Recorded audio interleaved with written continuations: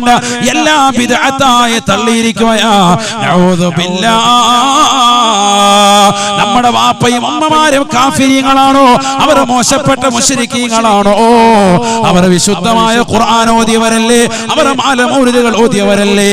അവർ പ്രസവത്തിന്റെ സമയത്ത് ഹോസ്പിറ്റലിലേക്ക് മക്കളെ കൊണ്ടുപോയി വിടുമ്പോ വീട്ടിലിരുന്ന് കൊണ്ട് നഫീസത്ത് മാല പാരായണം ചെയ്തതായ ഉമ്മമാര് കരുനാഗപ്പള്ളിയിൽ ഉണ്ടായിരുന്നില്ലയോ? മാല മൗലിദുകൾ പാരായണം ചെയ്ത ഉമ്മമാരുണ്ടായിരുന്നില്ലയോ? മുഹയ്യദ്ദീൻ ശൈഖ് റളിയല്ലാഹു അൻഹുവിന്റെ പേരിൽ നേർച്ച നേർന്നിരുന്ന മഹാരഥന്മാരായ ആളുകൾ ഉണ്ടായിരുന്നില്ലയോ? ചെറിയ കൂലിയല്ല ഉമ്മ, ചെറിയ കൂലിയല്ല വാപ്പ. അല്ലാഹുവിന്റെ ഔലിയാക്കളെ നിഷേധിക്കരുത്. ആ മഹത്തുക്കൾ കാണിച്ചു തന്ന മാതൃക അത് പരിശുദ്ധമായ ഇസ്ലാമിന്റെ മാതൃകയാ. അതെല്ലാം തള്ളിയിട്ട് ഇന്നതാ മാല മൗലിദുകളെ വിമർശിച്ചപ്പോ, ഖുർആൻ ഓതുന്നതിനെ വിമർശിച്ചപ്പോ, ഒരാൾ മരണപ്പെട്ടാൽ മരണ വീട്ടിൽ ഖുർആൻ ഓതണ്ട എന്ന് പറഞ്ഞപ്പോൾ ഇന്നും 10-20 പത്രങ്ങൾ ഇറക്കിയിട്ട് വിശുദ്ധമായ ഖുർആനിന് പകരം പത്രം വായിക്കുകയല്ലയോ? ആർക്കും പ്രശ്നമില്ല, പ്രശ്നമില്ല. അല്ലാഹുവിന്റെ കലാമോദി മരണപ്പെട്ട വ്യക്തിക്ക് വേണ്ടി ഹദിയ ചെയ്തപ്പോ അതിനെ എതിർത്തതായ ആളുകളല്ലയോ? ആളുകളല്ലയോ? നഊദു ബില്ലാഹ്. ഇന്ന് വാപ്പ മരിക്കുമ്പോ 10 പേര് ഒരു ഫാത്തിഹ പോലും ഓതാനില്ല. അവസ്ഥ അവിടെ മാറി. 10 പേര് ഫാത്തിഹ ഇല്ല. പിന്നെന്താ? 10 പേര് പത്രം വായിച്ചു തരും. മലയാള മനോരമ അടക്കമുള്ളത്. വല്യപ്പ എന്നെ ജോലിയായിരുന്നു, റിട്ടയർഡ് അധ്യാപകരായിരുന്നു. ട്രെയിൻ അടിയിൽ പോയി, കുഴപ്പമില്ല, എല്ലാം വായിക്കാം. മകന് മരുമകൻ എന്നെ ജോലി, പത്രം വായിച്ചിട്ട് പോവാ. 50 പത്രം വായിക്കുന്നതിന് ഒരു കുഴപ്പമില്ല ആർക്കും. ഒരു ഫാത്തിഹ ഇല്ലാതാക്കി. അവിടെ ഓതേണ്ട ഒരു സൂറത്ത് ഒന്നുമില്ല, ഇതൊന്നുമില്ല. ഇന്നിപ്പോ ഈ നന്മകളൊക്കെ എടുത്തു കളഞ്ഞപ്പോ എന്തായി? മൊത്തം തിന്മകളായി മൊത്തം, അല്ലേ? ഷാമകരിമേനൊരു പണ്ട് യാസീനും ബാക്കിയായും ഒക്കെ ഓതി മലമൊരുതൊക്കെ ഓതിക്കൊണ്ടിരുന്ന വീട്ടിൽ നിന്ന് ഇപ്പൊ എന്താ? തസ്ബീഹ് ഉണ്ട് കയ്യിൽ, റിമോട്ടാന്ന് പറഞ്ഞു. അല്ല, സൂര്യ TV, ഏഷ്യാനെറ്റ്, റഷ്യ, മറ്റോ അങ്ങോട്ട് മാറ്റി കളിക്കും. എന്നെ പരിപാടി ചാനലുകളുടെ കൂമ്പാരം 700-800 ചാനലാണ്. മാറ്റി നടുവ് വിളിക്കും. ഇതാ കളി കണ്ട് കൊതി തീരുന്നില്ല. ലോകം അങ്ങനെ മാറി. എവിടെ പോയി? സമൂഹം എവിടെ പോയി? അള്ളാഹു നമ്മളെ കാത്ത് രക്ഷിക്കട്ടെ. അതുകൊണ്ട് ഒരു നന്മയെ എതിർക്കണ്ട. നമ്മൾ ഈ സദസ്സ് നടത്തുന്നത് തിന്മയല്ലല്ലോ. ഇവിടെ ഗാനമേള ട്രൂപ്പിന്റെ വലിയൊരു പരിപാടി ആയിരുന്നെങ്കിൽ എന്തായിരുന്നു? നല്ല റാഹത്തായിരുന്നു. ഇവിടെ എന്തായിരുന്നു? കഴിഞ്ഞ ദിവസം ഇവിടെ വന്നല്ലോ. ഹണി റോസിനെ കൊണ്ടുവന്നൊരു ഡിസ്കോ ബ്രേക്ക് ആണെങ്കിൽ ഇങ്ങനെ ഉണ്ടാവും പിള്ളേരൊക്കെ. അപ്പൊ അപ്പുറത്ത് മതിലപ്പുറത്തൊക്കെ നിൽക്കുന്നമാര് ഇവിടെ ഫ്രണ്ടിൽ വന്നിരിക്കും. ഹയാത്ത് ഫ്രണ്ടില്. അള്ളാഹു നമ്മളെ കാക്കട്ടെ. ഇപ്പൊ നമ്മള് മറഞ്ഞു നിൽക്കുക. മറ്റേ മറയുണ്ടാവുക ഫ്രണ്ടിലുണ്ടാവും. ഇവിടെ ഹണി റോസിനെ ഒന്ന് മുസാഫഹത്ത് ചെയ്ത് മായനക്കയും കൂടെ ചെയ്യാൻ കിട്ടിയ വലിയ റാഹത്ത്. കൈയൊന്ന് നീട്ടി തന്നാലും ഒന്ന് മുട്ടിയിട്ട് പോകായിരുന്നു. അള്ളാഹു നമ്മളെ കാക്കട്ടെ. ഇതല്ലേ ലോകം. മനുഷ്യൻ അങ്ങനെ ആയിപ്പോയി. അള്ളാഹു നമ്മളെ കാത്തിരക്ഷിക്കട്ടെ. തിന്മയ്ക്ക് വലിയ സ്ഥാനം കൊടുക്കുക, അതിനൊരു കുഴപ്പമില്ല. ഈ പറയുന്ന എതിർക്കുന്ന നന്മ എതിർക്കുന്ന ആളുകളൊക്കെ സിനിമാ നടന്മാരും നടിമാരും കൂടെ സെൽഫി പറഞ്ഞെടുക്കുക, അതിന് വലിയ ഇഷ്ടമാണ്. അതിന് ആയത്ത് ഹദീസ് ചോദിക്കുമ്പോ ഇപ്പൊ ഓർമ്മയില്ല, പിന്നെ പറയാം കേട്ടോ. ആയത്ത് അതാണ് നമ്മുടെ അവസ്ഥ. അതുകൊണ്ട് ഒരു നന്മയെ എതിർക്കണ്ട. അള്ളാഹു നമ്മളെ കബൂലാക്കട്ടെ. ഇത് പാവങ്ങൾക്ക് ഭക്ഷണം വെച്ചു കൊടുക്കാൻ എത്രയോ നല്ല സമ്പ്രദായം. അൽഹംദുലില്ലാ. അത് സാലിഹീങ്ങളാകുന്ന ആളുകളെ ഏറ്റെടുത്ത് മനോഹരമായ രീതിയിൽ നടക്കാൻ. ചിലർക്കുള്ള സംശയം, മൊയ്തീൻ ശൈഖിന്റെ പേരിലല്ലേ ഇറക്കുന്നത്, എങ്ങനെ ഹലാലാവുമോ? ബിസ്മി പറഞ്ഞിട്ട് ഇറക്കുന്നത്. അങ്ങനെയാണ് ഞാൻ തിരിച്ചൊരു ചോദ്യം ചോദിക്കാം. നമ്മളോട് അഖീഖ ഇറക്കാൻ പറഞ്ഞിട്ടുണ്ട്, ഉളുഹിയ്യത്ത് ഇറക്കാൻ പറഞ്ഞിട്ടുണ്ട്. അതെങ്ങനെയാണ് ഇറക്കുന്നത്? ഉളുഹിയ്യത്തേ എന്ന് പറഞ്ഞാണ് ഇറക്കുന്നത്. മൊയ്തീൻ ശൈഖ് എന്ന് പറഞ്ഞല്ല ഇറക്കുന്നത്. ബിസ്മില്ലാഹിർ റഹ്മാനിർ റഹീം എന്ന് പറഞ്ഞാൽ ഇറക്കുന്നത്. നിയ്യത്ത് വേറെ. അതായത് അഖീഖയുടെ അറിവ്, ഉളുഹിയ്യത്തിന്റെ അറിവ് എന്നതുപോലെ തന്നെ മൊയ്തീൻ ശൈഖിന്റെ പേരിൽ ഇറക്കുന്നു. പക്ഷേ ബിസ്മില്ലാഹിർ അല്ലാഹുവിന്റെ നാമത്തിലെ അറിവ്. ബിസ്മി മുഹിയ്യദ്ദീൻ എന്ന് ഇറക്കാൻ പാടില്ല. അങ്ങനെ അർത്ഥത്താണ് കഴിക്കാൻ പാടില്ല എന്ന് പറഞ്ഞത്. മനസ്സിലായില്ലേ? അങ്ങനെയല്ലല്ലോ ഇറക്കുന്നത്. ബിസ്മില്ലാഹിർ റഹ്മാനിർ റഹീം, അള്ളാഹുവിന്റെ നാമത്തിലാണ് അറിവ്. തെറ്റിദ്ധാരണയാണ്. അത് പഠിക്കാത്തത് കൊണ്ടാണ്, മനസ്സിലാക്കാത്തത്. അറിവില്ലാത്ത നമ്മൾ പറഞ്ഞിടക്കല്ല വേണ്ടത്. അറിവുള്ളവരോട് ചോദിക്കണം അതിന്റെ മര്യാദ. അള്ളാഹു നമുക്ക് തൗഫീഖ് നൽകട്ടെ. അള്ളാഹു നമ്മളെ കബൂലാക്കുമാറാവട്ടെ. എല്ലാ ലക്ഷ്യങ്ങളും അള്ളാഹു നിറവേറ്റി തരട്ടെ. അപകടങ്ങളെ തൊട്ട് ദുരിതങ്ങളെ തൊട്ട് അള്ളാഹു നമ്മെ ഇവരെയും കാവൽ നൽകി അനുഗ്രഹിക്കട്ടെ. ഇത് കേരളത്തിലുടനീളം ഉണ്ട്. നമ്മൾ മനസ്സിലാക്കിയതുപോലെ നമ്മുടെ നാട്ടിലൊരു പുതുമയായിട്ട് നിങ്ങൾ കരുതണ്ട. കേരളത്തിലുടനീളം ഉണ്ട്, എല്ലാ സ്ഥലങ്ങളിലും ഉണ്ട്. വലിയ വലിയ പരിപാടിയാണ്. എല്ലാ സ്ഥലങ്ങളിലും ഉണ്ട്. ചെറിയ കാര്യമല്ല. ഞാനിപ്പോ ഈ അടുത്ത് കൊല്ലത്ത് നിലമേൽ എന്ന് പറയുന്ന സ്ഥലത്ത് പ്രഭാഷണം ഉണ്ടായിരുന്നു. അവിടെയുണ്ട് 50 ആടിനെ അകത്തിട്ട് വലിയ പരിപാടി. അപ്പൊ അടുത്ത മാസം നമ്മുടെ കൊല്ലം കുറ്റിച്ചിറയിൽ റിഫായി ശൈഖിന്റെ ആണ്ട് കിടക്കുന്നുണ്ട്. 500-1000 കണ്ടാണ് അവിടെ ആടിനെ ഇറക്കുന്നത്. എന്റെ ഓർമ്മ ശരിയാണെങ്കിൽ. ഞാനൊരു 4 കൊല്ലം മുമ്പ് ആലപ്പുഴ ഇരിക്കുന്ന സമയത്ത് വാതിന് വന്നിട്ടുണ്ട്. എൻ്റെ ഓർമ്മ ശരിയാണെങ്കിൽ അങ്ങനെയാണ്. അതോ 2000 ആണോ എന്നെ ഓർമ്മയില്ല. അത് അത്രയും ആടുകളുണ്ട്. റിഫായി ഷെയ്ഖിന്റെ ആണ്ടാണ്. വൈദ്യ ഷെയ്ഖിന്റെ ആണ്ട് നിറച്ച് ഈ മാസം റബീഉൽ ആഖിർ. റിഫായി ഷെയ്ഖിന്റെ ആണ്ട് നിറച്ചാണ് അടുത്തത് ജമാഅത്തുൽ ഊല. അള്ളാഹു അവരുടെയൊക്കെ ദറജ ഉയർത്തുമാറാവട്ടെ. എന്താ ഇവരെയൊക്കെ സ്മരിക്കാൻ കാരണം? വേറെ ആരെയും സ്മരിക്കാത്തത് എന്താണ് എന്ന് ചോദിക്കുന്നുണ്ടാവും. ഇവരെ സ്മരിക്കാൻ മാത്രമുണ്ട്. അതുകൊണ്ട് തന്നെയാണ് ഹിജറ 470 ജീലാൻ എന്ന ദേശത്ത് ജനിച്ച മഹാനുഭാവൻ ഹിജറ 561 അഥവാ 91 വയസ്സിലാണ് ഈ ലോകത്തുനിന്ന് ഇവിടെ പറയുന്നത്. ജീവിതം മുഴുവനും ഒരു കറാഹത്ത് പോലും ചെയ്യാതെ സംശുദ്ധമായ ജീവിതം നയിച്ച ആളായി. ഞാൻ മുമ്പ് സൂചിപ്പിച്ചിട്ടുള്ളതാണ് പ്രഭാഷണങ്ങളിലൂടെ. അതുകൊണ്ട് ഞാൻ അതിലേക്ക് കൂടുതൽ കടക്കുന്നില്ല. മൊയ്തീൻ ഷെയ്ഖിനെ കുറിച്ച് തന്നെ ധാരാളം പറഞ്ഞിട്ടുണ്ട്. 18ാമത്തെ വയസ്സിൽ ബഗ്ദാദിന്റെ മണ്ണിലേക്ക് പോയി ഇൽമ പഠിക്കാൻ പോയി. 33 വർഷം ഇൽമ പഠിച്ച് എല്ലാ ഫന്നും പഠിച്ച് ഇൽമിൽ അങ്ങേയറ്റം അഗാധ ജ്ഞാനം നേടിയ മഹാനാണ് ബഹുമാനപ്പെട്ട മുഹീദ്ദീൻ ഷെയ്ഖ് റളിയല്ലാഹു അൻഹു. 33 വർഷം ഇൽമ പഠിച്ചത്. 5-8 വർഷം ഇൽമ പഠിച്ച ടീമല്ല, 33 വർഷം. അത് പഠിക്കുക തന്നെയാണ്, വേറെ പരിപാടിയൊന്നുമില്ല. കളിയും ചിരിയൊന്നുമില്ല, രാവും പകലും പഠിക്കുക. ഉസ്താദുമാർ ഒരുപാട് പേരുണ്ട്.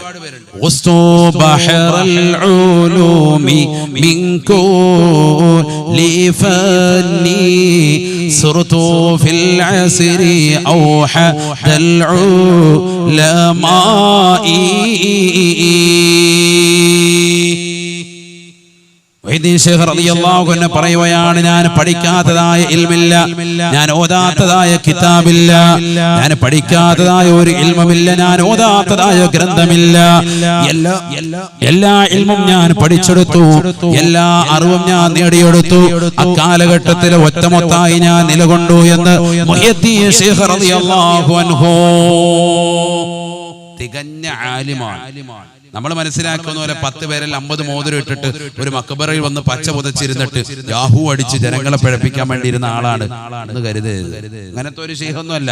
ജനങ്ങളെല്ലാവരും കൂടി ഊതി തരട്ടെ, അങ്ങനത്തെ പരിപാടി. ഇപ്പൊ പൈസ കൊണ്ടുവാ, നിങ്ങളൊക്കെ അങ്ങനെയായിരിക്കും കരുതിയിരിക്കുന്നത്. വൈദ്യ ഷെയ്ഖ് എന്നൊക്കെ പറയുമ്പോൾ മുടിയൊക്കെ ഇങ്ങനെ ജട പിടിച്ചിട്ട് കുളിക്കാത്തറയായിട്ട് ഇങ്ങനെ നിൽക്കുന്ന ഒരാളായിട്ട് നിങ്ങൾ ആരും കരുതല്ല. ചിലരുടെ മനസ്സിൽ അങ്ങനെ ഉണ്ടാവും. എല്ലാവരും അങ്ങനെയാണല്ലോ. ഇപ്പൊ ഇങ്ങനെ ഷെയ്ഖ് എന്നൊക്കെ കരുമ്പോൾ സൂഫി എന്നൊക്കെ കരുതുമ്പോഴത്തേക്ക് ചിലരുടെ മനസ്സിൽ അങ്ങനത്തെ ആളൊന്നും അല്ല ഇത്. ഇത് വലിയ ധനികനായ മനുഷ്യനാണ് മുഹീദ്ദീൻ ഷെയ്ഖ് റളിയല്ലാഹു അൻഹു. അക്കാലഘട്ടത്തിൽ വലിയ പണക്കാരുടെ ലിസ്റ്റിൽ അദ്ദേഹത്തിന്റെ പേരുണ്ട്. പക്ഷെ പണത്തിന്റെ പറുദീസയിൽ നിൽക്കുന്ന ആളല്ല മുഹീദ്ദീൻ ഷെയ്ഖ് റളിയല്ലാഹു അൻഹു. മുഹീദ്ദീൻ ഷെയ്ഖ് റളിയല്ലാഹു അൻഹുവിന്റെ അടുക്കലേക്ക് ഒരു മനുഷ്യൻ വന്നിട്ട് പറയുകയാണ്, ഷെയ്ഖ് അവറുകളെ, നിങ്ങളുടേതാകുന്ന സാധന സാമഗ്രികളുമായി കടന്നു വന്ന കപ്പലിതാ കടലിന്റെ അടിയിലേക്ക് മുങ്ങിപ്പോയിരിക്കുകയാണ്. മുഹീദ്ദീൻ ഷെയ്ഖ് റളിയല്ലാഹു അൻഹു ദർസ് എടുത്തുകൊണ്ടിരിക്കുകയാണ്.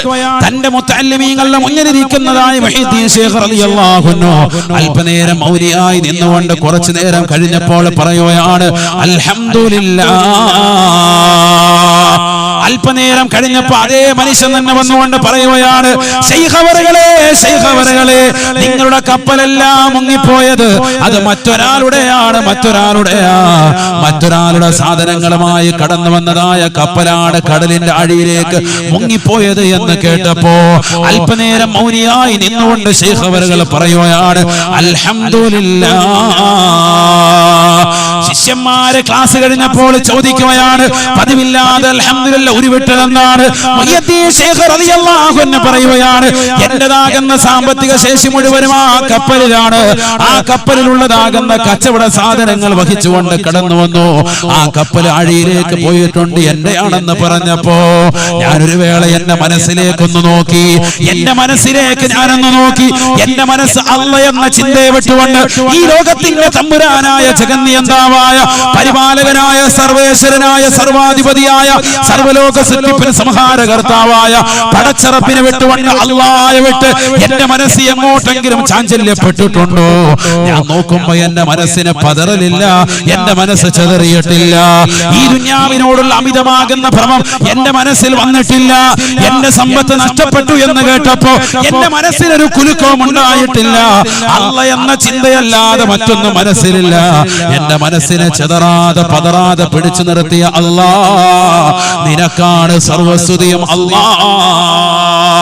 അൽഹംദുലില്ലാഹ്, അൽഹംദുലില്ലാഹ്. അതുകൊണ്ടാണ് ഞാൻ അൽഹംദുലില്ലാഹ് പറഞ്ഞത്.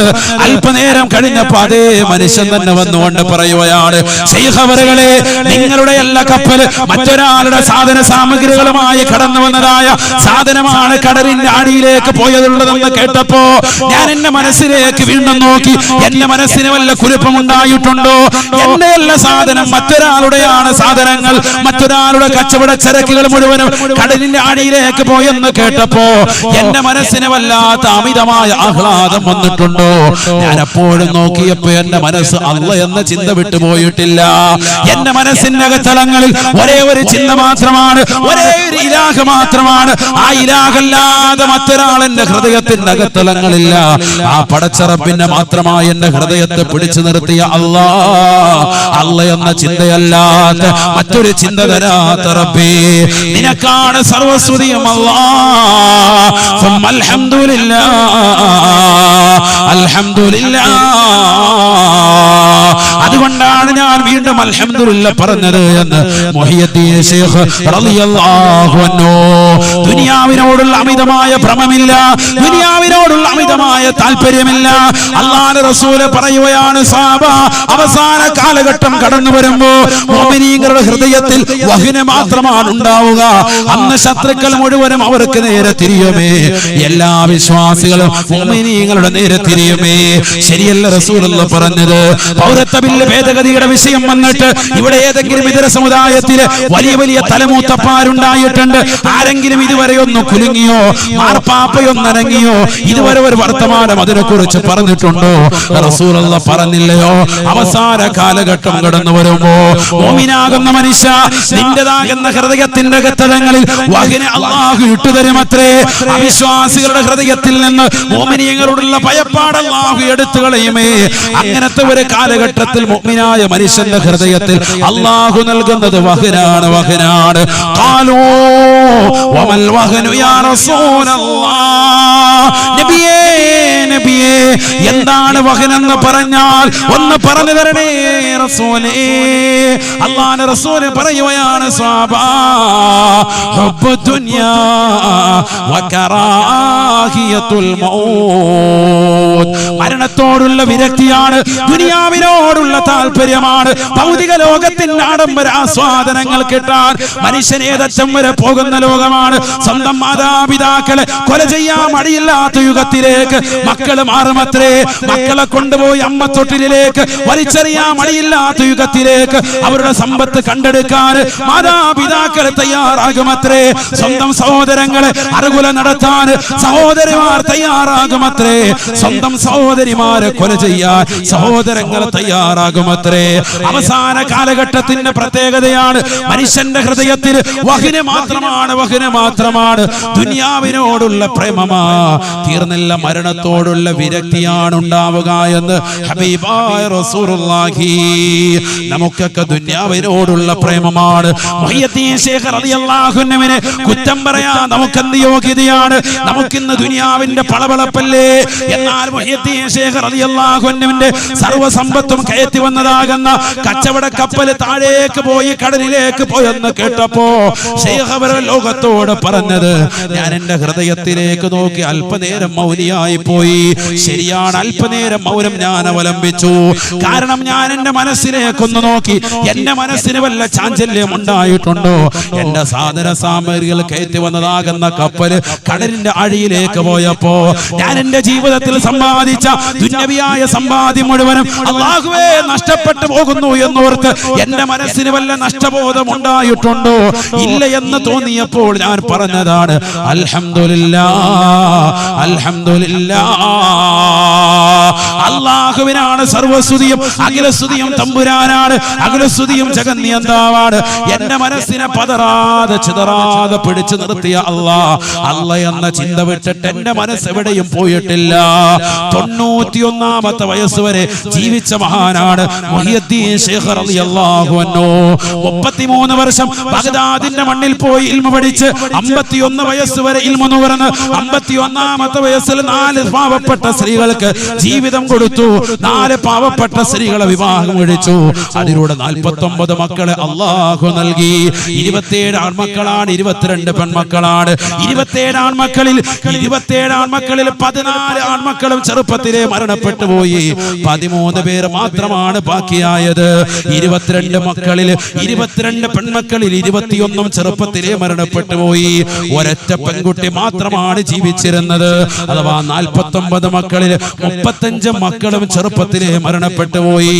അള്ളയെ ചിന്തിച്ചുകൊണ്ട് കഴിഞ്ഞതുകൊണ്ട് മക്കൾ മരണപ്പെടുമ്പോഴും അൽഹംദുലില്ലാഹ് അള്ളാഹുവിന് സർവസ്തുതിയുമെന്ന് പറയാൻ മുഹിയുദ്ദീൻ ശൈഖ് റളിയല്ലാഹു അൻഹു കഴിഞ്ഞവത്രേ.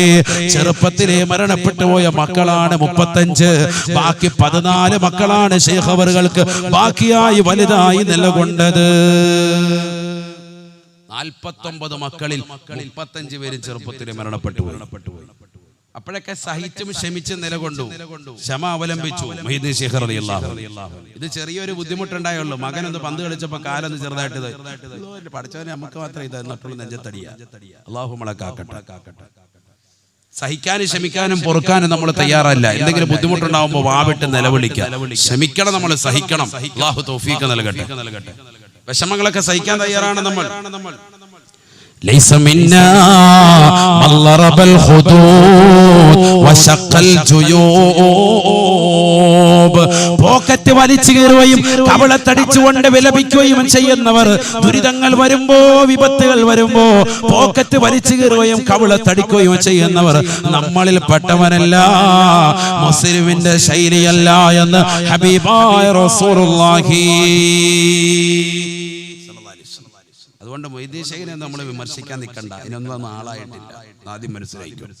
നീ മനസ്സിലാക്കിയതുപോലെ കള്ള ഉലിയ അല്ല മുഹീദ്ദീൻ ശൈഖ് റളിയല്ലാഹു അൻഹു. 33 വർഷം ഇൽമു പഠിച്ചിട്ട് 51ാമത്തെ വയസ്സ് മുതൽ പിന്നീടുള്ള 40 വർഷം ദീനി പ്രബോധന മേഖലകളിൽ നിലകൊണ്ട വ്യക്തിയാണ്. ദീനിനെ സജീവമാക്കിയ വ്യക്തിയാണ്. അതുകൊണ്ടാണ് അദ്ദേഹത്തെ മുഹിയുദ്ദീൻ എന്ന് കാലം വിളിച്ചത്. ദീനിനെ ജീവിപ്പിച്ച വ്യക്തി എന്ന് വിളിച്ചത്. 40 വർഷം ദീനി പ്രബോധന മേഖലകൾ നിലകൊണ്ടു. ദീൻ പഠിപ്പിച്ചു കൊടുക്കാണ് ജനങ്ങൾക്ക്. മുദർരിസാൻ തദ്രീസിന്റെ മേഖലകൾ നിലകൊണ്ടു. 40 വർഷം കൂടെ കഴിഞ്ഞപ്പോൾ എത്രയായി? 91 വയസ്സായി. അവിടുന്ന് വഫാത്തായി. അദ്ദേഹത്തിന്റെ മകൻ, മൂത്ത മകൻ അബ്ദുൽ വഹാബ് റളിയല്ലാഹു അൻഹു മഹാനുഭാവനാണ് മയ്യിത്ത് നമസ്കാരത്തിന് ജനാസയ്ക്ക് ഇമാമത്ത് നിർവഹിച്ചത് എന്ന് ചരിത്രത്തിൽ കാണാം. കാരണം എന്താ, മകനെ അതുപോലെ പഠിപ്പിച്ച് വലിയ ആലിമാക്കി തികഞ്ഞ പണ്ഡിതരാണ്. അതുകൊണ്ട് ആ മകനെ ഇമാമത്ത് നിർത്തി.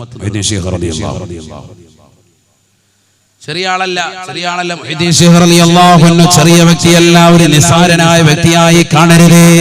അൽ വലിയു അൽ ആരിഫു ബില്ലാഹ് ഹസ്ബമാ യുംകിൻ അൽ മുവാദിബു അല ത്വാആതി അൽ മുജ്തനിബു അനിൽ മഹ്ദൂറാതി മിനൽ ലഹവാതി വശഹവാതി വൽ ഹഫവാത്.